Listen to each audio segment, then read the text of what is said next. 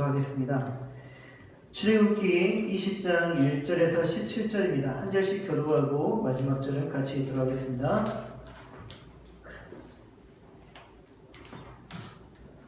하나님이 이 모든 말씀으로 말씀하여 이르시되 나는 너를 애굽 땅 종되었던 집에서 인도하여 낸 내 하나님 여호와라. 너는 나 외에는 다른 신들을 내게 두지 말라.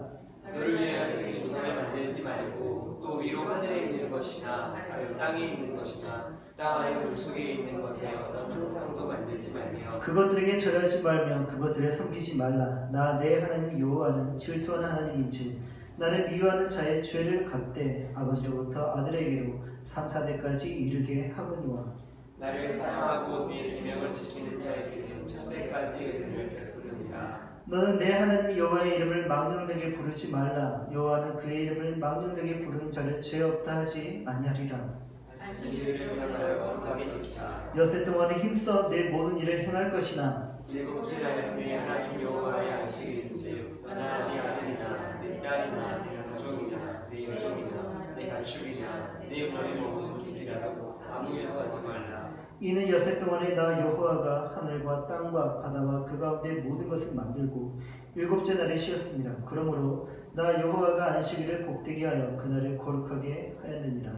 내 복을 공경하라. 그리하면 내 하나님 여호와가 내게 준 땅에서 내 생명이 이르리라. 살인하지 말라. 가난하지 말라. 도둑질하지 말라. 네 이웃에 대하여 거짓 증거하지 말라. 내 이웃의 집을 탐내지 말라. 내 이웃의 아내나 그의 남종이나 그의 여종이나 그의 소나 그의 남이나 물은 내 이웃의 소유를 탐내지 말라. 아멘. 오늘은 자족하는 마음이라는 제목으로 제 10계명을 강의했고 10계명은 이로써 오늘 다 강의가 끝날 것입니다. 네. 한때 중고등학생들 교복이라고 일컬어지던 한 등산복 브랜드가 있었습니다. 그 브랜드의 패딩 점퍼는 중고등학생들에게 불티나게 팔렸고요. 제품에 재고가 없어 중요하여도 오랫동안 기다려야 입을 수 있는 그런 옷이었습니다. 어른들은 그 패딩을 보고 등골 브레이커라고 불렀죠. 등골을 희게 한다, 등골을 끊어버리게 한다는 그 패딩. 왜 그렇습니까? 패딩의 가격이 10만원, 20만원 하는 것도 아니고 비싸게는 5, 60만원, 더 비싸면 8, 90만원까지 했습니다. 매장에서 공부하는 자식 학교에서 기죽고 설지 말라는 마음에서 부모님들은 어쩔 수 없이 아이들을 다 사줬죠. 매장에서 오라는 패딩을 그 아이들이 입었을 때, 얻었을 때 얼마나 기뻐했을까요? 그 마음, 세상을 다 얻은 기분이었을 것입니다. 부모님도 그 모습을 보고 사주길 잘했다 라는 생각을 했을 것입니다. 근데 문제는 무엇입니까? 그 다음날에 터집니다. 정말 아끼면서 그 옷을 입고 이제 길을 나서고 학교에 딱 갔는데 같은 모델의 패딩을 여러 친구들이 입고 있는 것을 보죠. 야, 너도 샀냐? 하면서 이제 보여주지 않습니까? 그런데 막상 사서 입어보니까 또 그 패딩을 입고 있는 친구들의 모습을 보니까 패딩이 전과 같이 매력이 느껴지지 않아요. 그리고 이내 다른 것들이 이제 눈에 들어오기 시작하죠.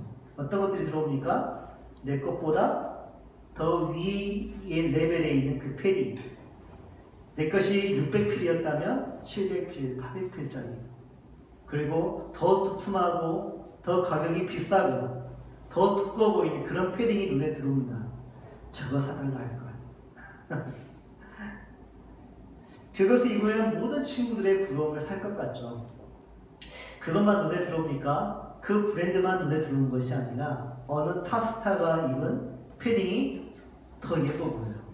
전에는 그게 멋지다고 생각하지 않았는데 어느 탑스타가 CF에서 딱 입고 있는 그 모습을 보니까 그게 더 마음에 드는 것 같아요. 그래서 이제 그것만 있으면 더할 나이가 없을 것 같은데 하면서 공부에는 집중이 안 되고 계속해서 그 패딩만 신경 쓰고 있는 것입니다. 어떻게 해야 할까? 용기 내어서 부모님께 저것도 사달라 해야겠다. 물론 부모님과의 싸움은 예상을 하고요. 그래서 고전속담 하나의 믿음을 가지고 한번 부모님께 그 말을 던져보려고 합니다. 자녀에게는 부모입니다. 사실입니까 이거? 욕망은 전형성이 매우 강합니다. 욕망이란 하나같이 모방하는 성질이 있기에 우리는 다른 사람의 욕망에 따라서 무언가를 또 욕망합니다. 몇몇 종교는 인간의 이러한 욕망을 소멸시킴으로써 세상을 초연하게 살 수 있는 방법을 가르치려고 합니다. 그러나 기독교는 그렇지 않죠. 기독교는 인간이 가지는 욕망에 대하여 실현되지 않는 것을 갈망하는 것, 또 결코 충족될 수 없는 것으로 만족을 느끼려고 하는 죄성이라고 말을 하고 있습니다.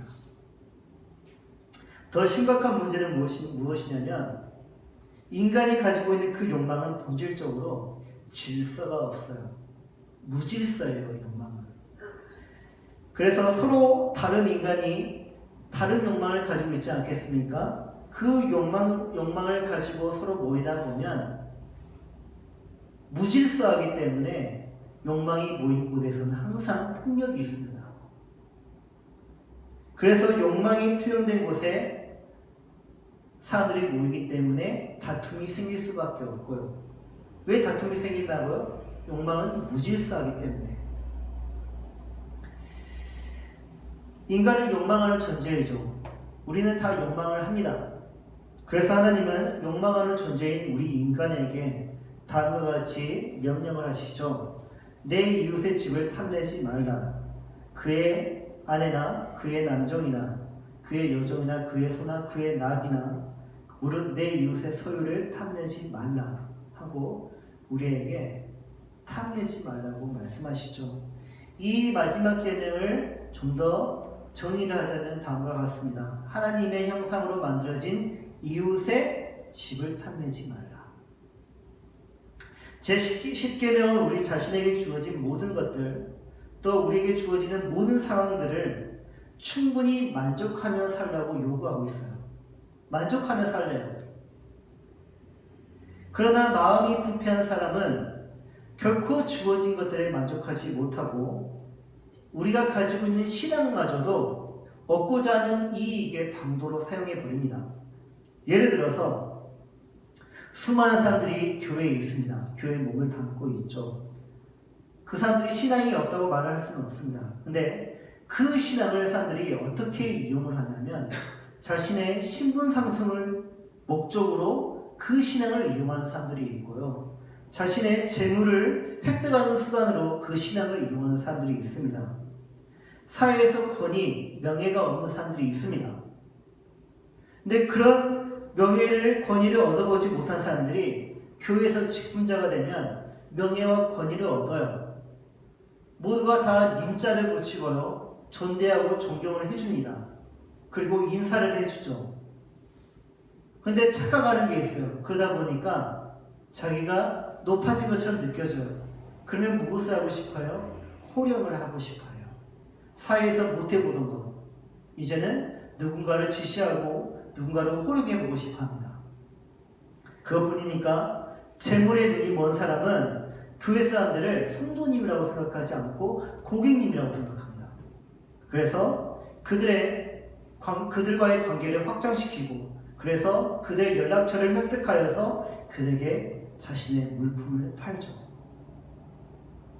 예수님이 오늘날 교회에 방문하시면 분명코 2000년 전에 예수님이 성전에서 하셨던 그 일을 오늘 또 반복하실 것입니다. 문제는 그때 사람들은 예수님이 성전을 청결하셨을 때 이를 바라고 뒤에서 모략을 했지만 오늘날 사람들은 어떻게 할까요? 교회를 청결하시는 그 예수님을 보고 경찰에 신고해버릴 거예요. 이게 오늘날 우리의 악함입니다. 자족이란 무엇입니까? 자족.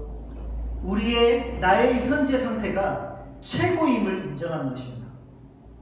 그래서 자족은 결국 신앙이라고 할 수가 있는데, 즉 지금 처한 상황이 어떠하든지 하나님께서 가장 좋은 상태로 주신 것이며 또 이것은 하나님께서 작전 가운데 정하신 것임을 알고 나에게 가장 좋은 복이라고 생각하는 것, 인정하는 것, 바로 그것이 자족이고 우리가 가져야 할 신앙의 모습입니다.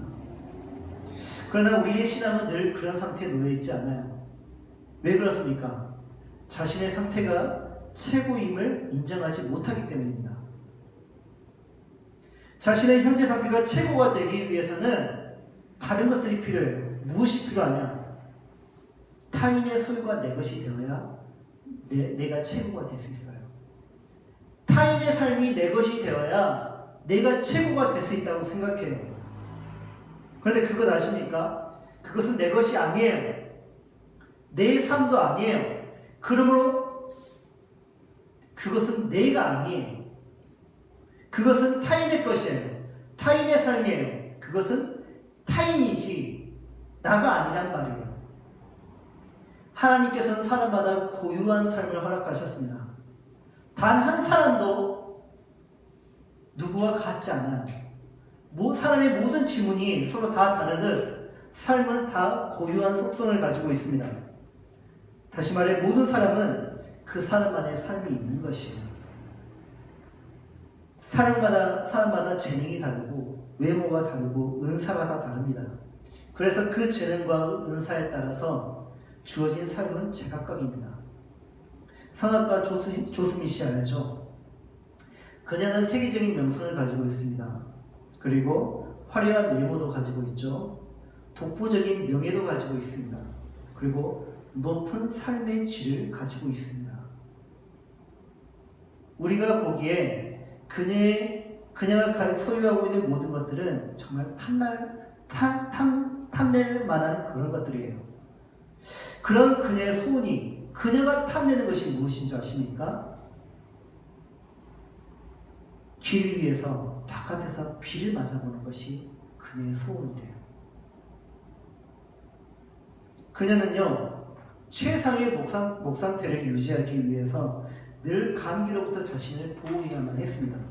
그래서 회의를 많이 다니지만 그녀는 바깥에 돌아다니지 않습니다. 그녀는 항상 호텔 안에만 머뭅니다. 혹시나 비를 맞았거나 혹시나 무언가로 인해서 물에 젖었거나 또는 샤워를 했다면 샤워도 잠깐 해요. 아주 잠깐. 왜요? 감기에 걸리면 안 되니까 빨리 물을 제거해야 되니까. 그녀는 수십 년 동안 그런 삶을 살았어요. 사람들 부러워하죠. 전 세계를 누비면서 많은 것을 볼 수 있다고 생각하니까. 아니요, 그녀는 호텔에만 있어요. 호텔 밖에 나가지 않습니다. 성악을 한 이후로 조수미 씨는 한 번도 감기에 걸린 적이 없다고 합니다. 건강해서가 아니에요. 성악을 위해서 그만큼 자기 관리를 한 것이에요. 우리는 너무 쉽게 비를 맞을 수 있죠. 그게 아무것도 아니죠. 근데 만약 조수미 씨가 그 비를 너무 맞고 싶어가지고 차가운 가을비에 자신의 몸을 맡겼다고 해봅시다. 그런 그녀를 여러분은 뭐라고 말씀하실 것입니까? 멍청하다고 하시지 않겠습니까? 미련하다고 하지 않겠습니까? 그 한 번의 비 때문에 그녀는 모든 것을 잃을 수 있기 때문이에요. 이와 같이 우리가 탐내는 것, 실제로 우리에게 유익한 것이 아니라 무익을 넘어서 해로운 것이 될 수 있습니다. 하나님께서 여러분에게 최상의 것을 주셨다고 최상의 것을 주셨다는 사실을 인정해야 합니다. 그것을 인정할 때 비로소 보이는 것들이 있는데 나만이 갖고 있는 것, 나만이 할 수 있는 것, 나만이 누릴 수 있는 것이 내 눈에 보이기 시작해요. 그렇다면 내게 주어진 것들에 대해 내가 만족하지 못하고 이웃의 집을 탐내면 어떻게 될까? 하나님은 그 실제적인 예들을 성경 곳곳에서 우리에게 말씀하시면서 그 교훈을 주시는데 오늘은 우리가 다윗을 통하여서 다윗이 어떤 탐욕을 가졌고 그 탐욕으로 인해서 그가 어떤 결과를 가지게 되었는지 한번 알아보도록 하겠습니다. 이스라엘이 암몬과 전쟁을 할 때였습니다. 이때 다윗은 왕으로서 전쟁에 참여하지 않고 왕궁에 혼자 남아서 휴식을 취했습니다. 그날 저녁 다윗이 침대에서 일어나서 왕궁 옥상을 거닐고 있었는데 그의 눈에 한 사람이 들어왔는데 한 여자가 목욕하는 모습이 자신의 눈에 들어왔어요. 그의 모습이 얼마나 아름답게 보이는지 그는 가만히 있지 못하고 사람을 보내어서 그녀를 자신의 침실로 데려오게 했습니다. 그리고 그날 밤 그녀와 함께 잤죠. 그 다음날 그는 아무 일 없다는 듯이 그녀를 집으로 다시 보냈습니다. 그녀의 임신 소식이 들렸습니다. 다윗은 요압 장군에게 여인의 남편인 우리아를 왕궁으로 보낼 것을 명령합니다. 왜 그렇습니까? 자신이 뿌린 씨를 덮기 위해서죠. 그러나 전우들을 생각한 우리아는 자기 집에 들어가지 않고 자신의 부하들과 함께 바깥에서 잡니다. 결국 다윗은 요압 장군에게 편지를 써가지고 우리아를 싸움이 가장 치열한 최전선으로 보낼 것을 명령합니다. 결국 우리아는 다윗의 바람대로 최전선에서 전사하고 맙니다. 우리아를 이렇게 장례를 치르고 그 슬픔의 기간이 끝나고 나서 다윗은 사람을 보내어서 그녀를 우리아의 아내를 자기 집으로 들여서 아내로 맞이하죠. 그리고 아들까지 낳았습니다. 하나님은 다윗이 한 일에 대하여서 보시기에 악하다고 말씀하시고 나단 선지자를 다윗에게 보내셔서 그로 하여금 하나님의 말씀을 예언하게 하는데 그 예언의 내용이 바로 이렇습니다.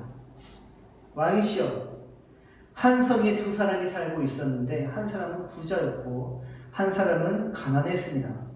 부자에게는 양과 소가 아주 많았지만 가난한 사람은 자기가 사다가 키운 작은 암양새끼 한 마리가 전부였습니다.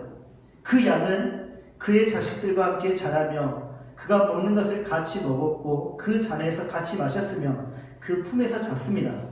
그 양은 그에게 마치 딸과 같았습니다. 하루는 부자에게 손님이 왔습니다. 하지만 그는 자기에게 온 손님을 대접할 때 자기 소나 자기 양을 잡지 않고 가난한 사람의 그 새끼 양을 잡아 자기에게 온 손님을 대접했습니다. 왕이시여. 그 말을 듣고 다윗이 화가 났어요. 불같이 화가 났어요. 그리고 나단에게 말하기를 여호와께서 살아계심을 두고 내가 말하는데 맹세하는데 이런 일을 한 그 사람은 죽어야 마땅하다. 인정머리도 없고 그 천하의 나쁜 짓을 했으니 그 새끼 양을 4배로 갚아주어야 한다 하고 왕으로서의 권위를 가지고 권력을 가지고 심판을 하려고 합니다. 그러자 나단 선지자가 다윗에게 말하기를 왕이 바로 그 사람입니다 라고 합니다. 이스라엘 하나님 여호와께서 말씀하시기를 내가 내게 기름을 부어 이스라엘을 다스릴 왕으로 세웠고 너를 사울의 손에서 구해주었다. 내가 내 주인의 집을 내게 주었고 주인의 아내들도 내 팔에 안겨주었다. 이스라엘과 유다의 집도 내게 주었다. 그리고 이 모든 것이 모자랐다면 내가 더 많이 주었을 것이다. 그런데 내가 어떻게 여호와의 말씀을 무시하고 여호와 보시기에 악한 짓을 했느냐? 네가 햇사람 우리아를 칼로 쓰러뜨리고 그 아내를 내 것으로 만들지 않았느냐? 너는 그를 암몬 사람의 칼에 맞아서 죽게 했다. 그러니 그 칼이 내 집에서 결코 떠나지 않을 것이다. 이는 내가 나를 업신여기고 햇사람 우리아의 아내를 내 것으로 만들었기 때문이다. 이어서 나단 선지자는 다윗이 지은 죄에 대한 징계를 그 하나님의 징계가 무엇인지 예언을 합니다. 내가 내 집에서 너를 대적하는 악을 일으키겠다. 내가 바로 내 눈앞에서 내 아들을 데려다가 내 이웃에게 줄 것이니 그가 밝은 대낮에 내 아내들을 욕볼 것이다. 너는 아무도 모르게 그 짓을 했지만 나는 대낮에 온 이스라엘이 보는 앞에서 그렇게 할 것이다. 지난주 말씀 기억나십니까? 미가야 선지자가 아합 왕에 대한 예언을 하지 않았습니까? 그때 그가 어떻게 했습니까? 아합이 그를 바른 길로 인도하던 미가야 선지자를 그가 옹호하고 그의 예언을 떠받든 것이 아니라 그의 예언을 무시하고 그 예언을 했던 그 미가야 선지자를 오히려 옥에 가두고 그를 괴롭히지 않았습니까? 반대로 그에게 아첨한 400명의 선지자들의 예언을 아주 달게 듣고 자신이 이제 전쟁에 나가서 승리하면 얻을 땅, 또 얻을 전리품을 탐욕하면서 그가 전쟁터에 달려가지 않았습니까? 그 결과는 여러분이 잘 아는 거죠. 그렇다면 다윗은 나단 선지자의 예언에 어떻게 반응했을까요? 내가 여호와께 죄를 지었습니다. 내가 여호와께 죄를 지었습니다. 이처럼 다윗은 자신의 죄를 인정하고 하나님께 용서를 구합니다. 모든 신하들이 보는 앞에서 그는 자신의 죄를 인정합니다. 인정했다는 의미는 무엇입니까? 그가 가지고 있는 모든 것들을 포기해야 하겠다는 선언이에요. 왕으로서 얻은 명예가 있지 않습니까? 권위가 있고 권력이 있고 재물이 있고 왕궁이 있고 그 모든 소유들을 다 포기하겠다는 것이에요. 뿐만 아니라 자기가 지금까지 들어왔던 신앙에 대한 모든 평판들, 사울은 천천히요, 다윗은 만만히로다 뿐만 아니라 그가 하나님께 대한 어떤 신앙을 가졌던 믿음의 사람이었는지 그 모든 신앙에 대한 평판들까지도 다 포기하겠다는 것이에요. 여러분, 이것이 얼마나 어려운 일인 줄 잘 아시죠? 그러나 다윗은 자신의 죄를 인정하고 하나님께 징계를 받겠다고 자신을 낮춥니다. 어떻게 해서 그가 이룰 수 있는 것일까요? 얼마나 부끄럽고 수치스럽겠습니까? 그것을 포기하기가 얼마나 어려운 것입니까? 근데 그가 어떻게 자신의 죄를 인정할 수 있었던 것일까요? 그가 이 사건을 두고 나중에 시를 지은 게 있는데 그게 시편 51편입니다. 그 중에 16절, 17절에 그가 이렇게 그날을 회고하면서 하나님께 고백하기를 주께서는 제사를 기뻐하지 아니하시나니 그렇지 아니하면 내가 드렸을 것이라. 주는 번제를 기뻐하지 아니하시나이다.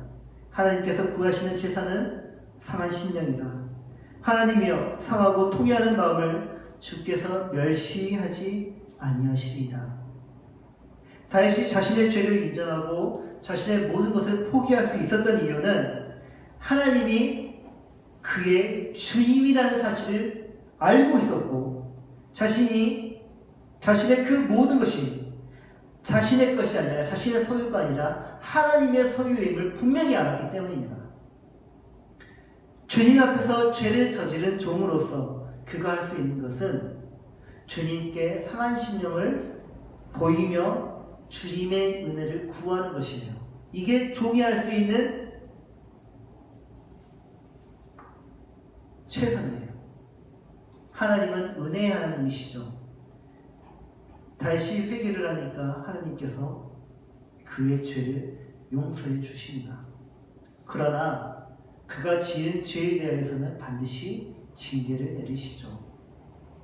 여호와께서 왕의 죄를 용서해 주셨으니 왕은 죽지 않을 것입니다. 하지만 이 일로 인해 왕이 여호와의 원수들에게 모독할 거리를 주었으니 왕이 낳은 아이가 죽을 것입니다. 나단이 집으로 간 뒤에 우리아의 아내가 낳은 다윗의 아들이 병이 들었습니다. 이에 다윗은 아이를 위해서 하나님께 간절히 기도드리기 시작합니다. 그는 금식을 하고 집에 들어가서 땅바닥에 엎드려 밤을 지새우기 시작합니다. 이 일에 대해서 사람들은 이렇게 생각할 수 있을 것 같아요. 아니, 죄는 다윗이 지었는데 왜 아이가 병이 들어서 죽어야 합니까? 다윗에게 면죄부를 주는 하나님을 선하다고 할 수 있습니까? 제가 얼마 전 TV 프로그램을 봤는데 한 연예인의 이야기를 들었습니다. 결혼한 지 100일이 안 됐는데 그에게 갑자기 병이 찾아왔습니다. 그 병의 이름은 망막색소 변소증.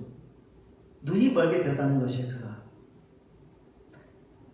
그가 술로 나를 지새우다가 때로는 약을 먹고 보이지 않는 그 세계를 막 손으로 이렇게 휘저으면서 그러다 보니까 호흡도 안 되고 술에 의지하고 약을 의지하게 되었다고 합니다. 자신에게 일어나는 비극을 인정할 수 없는 것이고 받아들일 수 없는 것이죠.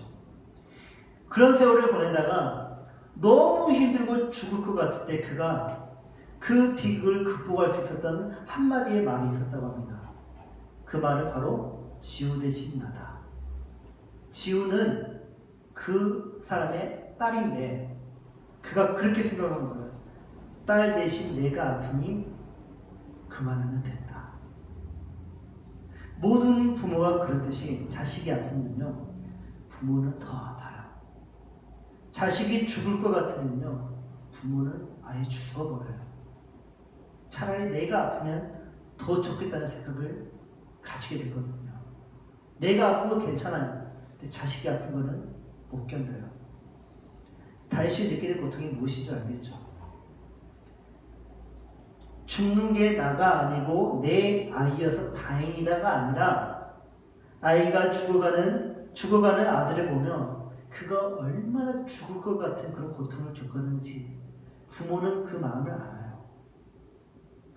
죄의 찬상을 그가 뼈저리 느끼는 것이에요. 그 시간. 그것도 며칠 동안? 7일 동안.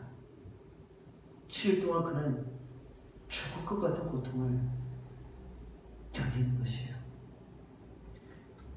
그가 곡기를 끊으면서 아이를 위해서 기도했거든요. 결국에는 7일째 되는 날에 아이는 죽고 맙니다. 다윗이 느낀 죽음의 기간이에요.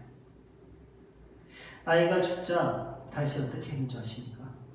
다윗이 그 자리에서 벌떡 일어나서 목욕을 했습니다. 그리고 온몸에 기름을 발랐죠. 옷을 깔끔하게 갈아입은 후 그가 하나님께 경배를 드리려고 합니다. 그리고 음식을 먹습니다. 너무 다른 행동에 놀란 종들이 다윗에게 묻습니다. 왜 그러십니까, 왕이시여?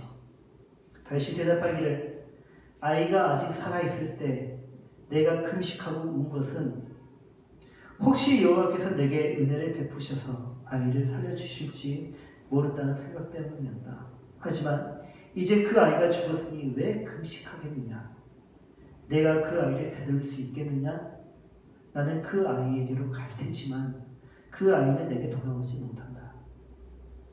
이게 바로 하나님께 대한 아합과 다윗의 신앙의 차이예요. 그는 자신의 죄에 대해서 하나님의 징계에 대한 바른 태도를 보입니다. 그리고 바른 신앙인의 모습을 보이죠. 하나님께서는 내 이웃의 집을 탐내지 말라고 말씀하셨습니다. 탐하다, 탐내다 라는 히브리어 하마드는 강한 욕망이라는 뜻을 내포하고 있습니다. 다윗이 강하게 욕망했던 것은 무엇입니까? 바로 한 여성이었죠. 그에게는 이미 수많은 여인들이 있었습니다. 그러나 그는 한 여인에게, 자신의 여인이 아닌 다른 여인에게, 한 남편의 여인에게 강한 욕망을 표출을 했습니다. 목욕하는 그 여성을 보고 아름다움에 반하여 강한 욕망을 느낀 그는 그 욕망에 자신의 모든 삶을 맡겨버려요. 탐욕은 모든 사회악의 뿌리입니다. 도가 지나친 욕심은 나쁜 행실을 낳는 법이죠. 다윗은 우리아의 아내 바세바를 취했습니다.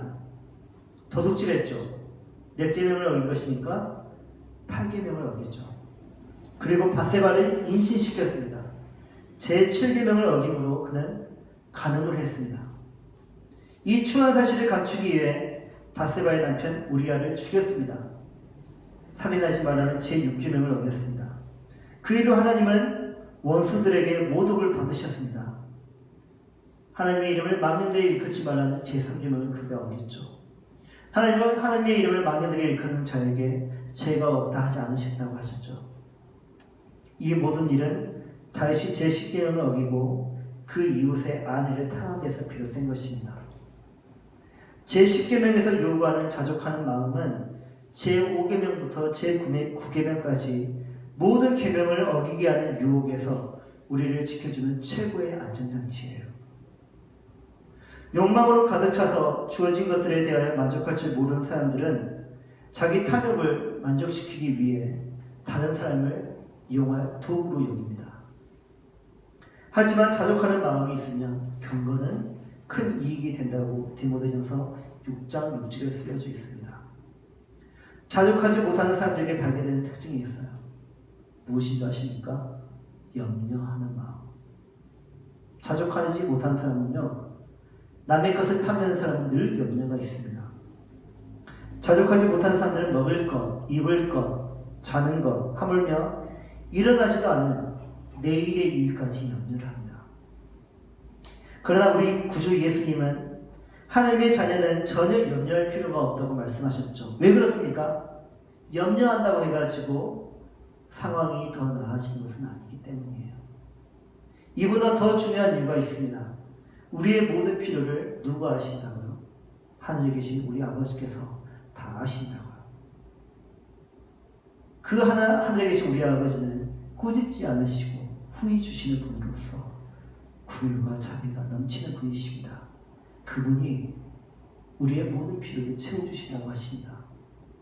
이것을 깨닫지 못하는 사람은 늘 염려하며 살 것이고요. 누군가의 것을 탐하는 자신을 보게 될 것이고요. 어긴 죄로 인하여서 더 늘어난 염려로 살게 될 것입니다. 우리는 우리의 완전한 아버지 되신 하나님이 그날의 필요를 아시고 우리를 돌보신다는 것을 온전히 믿을 수 있어야 합니다. 오늘 우리에게 필요한 양식은 일용한 양식뿐입니다. 더 많은 거 필요 없어요. 오늘 우리에게 필요한 양식은 오늘 쓸 만큼의 양식만 있으면 돼요. 그런데 왜 우리는 내일의 것까지 생각하며 염려를 하는 것일까요? 내일 굶으면 어떡할까? 내일 뭐 먹을까? 어떡하지? 그것은 내일의 염려입니다. 내일의 염려는 내일로 족합니다. 내일의 염려가 오늘 사는 나를 주장하도록 방관하지 마십시오. 사도 바울을 보십시오. 복음을 전하다가 사도 바울이 감옥에 갇혔습니다. 감옥에 갇힌 그가 빌립보 교회에게 편지하기를 내가 궁핍함으로 이런 말을 하는 것이 아닙니다. 나는 어떤 처지에 있든지 자족하는 법을 배웠습니다. 나는 궁핍에 처할 줄도 알고 풍부에 처할 줄도 압니다. 나는 배부르고 배고프든 풍족하든 궁핍하든 모든 형편에 처하는 비결을 배웠습니다. 내게 능력 주시는 분 안에서 내가 모든 일을 감당할 수 있습니다. 어떻게 이게 가능한가요? 어떻게 이게 가능할까요? 그가 그의 비결을 이렇게 말합니다. 돈을 사랑하며 살지 말고 지금 갖고 있는 것을 만족하십시오. 주께서는 친히 내가 결코 너를 떠나지 않겠고 또 결코 버리지 않을 것이다 라고 말씀하셨습니다. 그러므로 우리는 담대히 말합니다. 주는 나를 돕는 분이시니 나는 두려워하지 않을 것이다. 사람이 나를 어찌 하겠는가? 여러분, 여러분의 주님은 모든 왕들의 왕이시며 모든 통치자들의 통치자이시고 모든 심판관들의 심판관이십니다. 그런데 우리가 무엇을 염려해야 되겠습니까?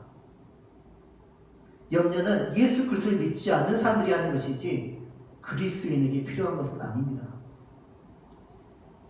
여러분이 요즘 보고 있는 건 무엇입니까? 여러분을 하여금 주님을 보지 못하게 만드는 그것은 무엇입니까? 여러분이 주님 이외에 탐하는 그것은 무엇입니까? 여러분에게 차고도 넘치는데 계속 부족함을 느끼게 하는 그것은 무엇이며 여러분에게 잠시의 쉼도 허락하지 않는 그것은 무엇이고 하나님의 말씀을 불신하게 만들고 의심하게 만드는 그것은 무엇입니까? 여러분에게 하나님보다 더 안식을 주고 평안을 주며 만족을 주고 이루어 줄 것 같은 그것은 무엇입니까? 예배를 드리고 있으면서도 여러분의 마음을 빼앗는 그것, 예배가 빨리 끝났으면 좋겠다 하는 그 생각을 가지게 하는 그것, 하나님의 말씀보다 더 달콤하고 더 매력적인 그것은 무엇입니까? 여러분의 마음에 충만한 그것은 여러분의 생명을 보장합니까? 여러분을 아름다운 사람으로 만들고 존귀한 사람으로 만들고 여러분을 사랑스러운 사람으로 만드는 것입니까? 여러분 안에 충만한 그것이 하나님을 보지 못하게 만들고 여러분을 생명이 아닌 죽음의 냄새가 나게 하는 것이라면 여러분 당장 그것을 버릴 줄 알아야 됩니다. 당장 포기해야 합니다. 주님은 마음이 청결한 자는 복이 있나니 그들이 하나님을 볼 것이요라고 우리에게 말씀하셨습니다. 마음이 청결한 자는 어떤 일을 만나도 하나님을 볼 수 있습니다. 그러나 마음에 세상의 것으로 가득 찬 사람은 하나님을 볼 수 없어요. 하나님은 사람을 어떤 형편에 처하게도 하시고 그 형편에 대처할 힘도 주십니다. 무엇보다 우리를 사랑하시는 하나님이 약속하신 대로 우리와 함께 하신다는 것, 그것을 믿으십시오. 이 약속을 믿고 지금 처한 상황에서 하나님을 경배하는 사람은 다윗처럼 다시 일어날 수 있습니다. 다윗처럼, 사도 바울처럼, 예수님처럼 어떠한 상황에서도 하나님께 기도하고 하나님을 경배할 수 있으며 하나님과 동행할 수 있는 우리 예수님교회 성도님들이 되기를 축복합니다. 아멘.